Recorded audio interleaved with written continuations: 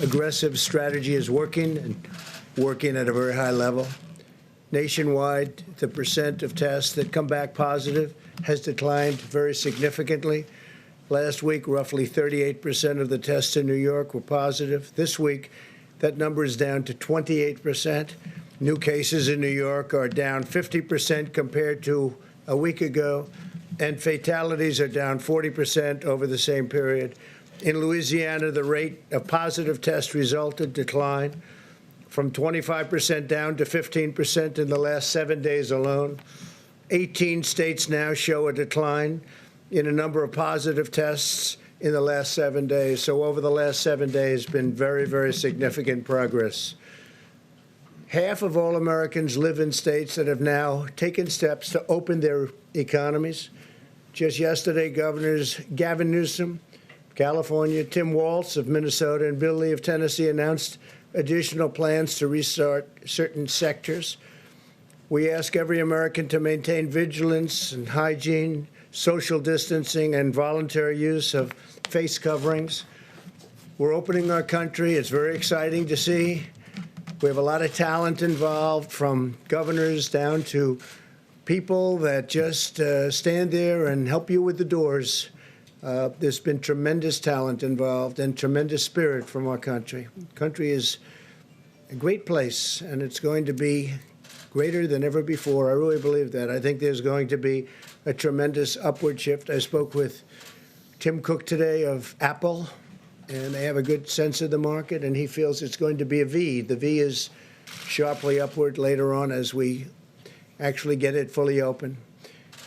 Today, I signed the Paycheck Protection Program and Healthcare Enhancement Act, providing $320 billion to keep American workers on the payroll. $30 billion of the Paycheck Protection Funds will be reserved for small financial institutions, including those that serve minority and distressed communities, extending vital relief to thousands of African American and Hispanic American small business owners and their employees. The bill also delivers $75 billion for hospitals, so badly needed for hospitals. They've taken a very big hit. And medical providers in areas less affected by the virus. Hospitals and doctors should work with their state and local health officials on ways to safely resume elective medical treatments and care. Under the CARES Act, we're sending direct payments to millions of American workers. More than 80 million Americans have already received their payment, $3,400 for a typical family of four. $3,400. That's great. And you deserve it. The CARES Act requires that the federal government send out a notice of what benefits Americans are receiving. To fulfill the requirement, the Treasury Department is mailing a letter to me.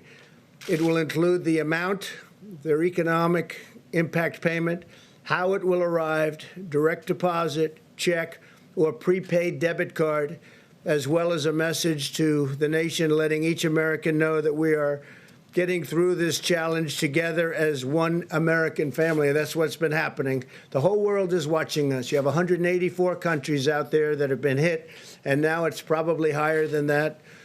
But they're all watching us. They're all watching, and they're calling, and they respect what we're doing so much. I spoke with the leaders of numerous countries today. They're asking if we can send them ventilators, and I'm agreeing to do it. We have tremendous capacity, now overcapacity of ventilators. We're filling up stockpiles for our states and for ourselves. Federal government has over 10,000 ventilators, and we could have a lot more if we wanted to do that, but we're helping Mexico, Honduras, Indonesia, France. We're sending to France. We're sending to Spain. We're sending to Italy, and we'll probably be sending to Germany should they need them. Over the last 3 years, we built the strongest economy and the most successful country the world has ever seen. Greatest economy the world has ever seen.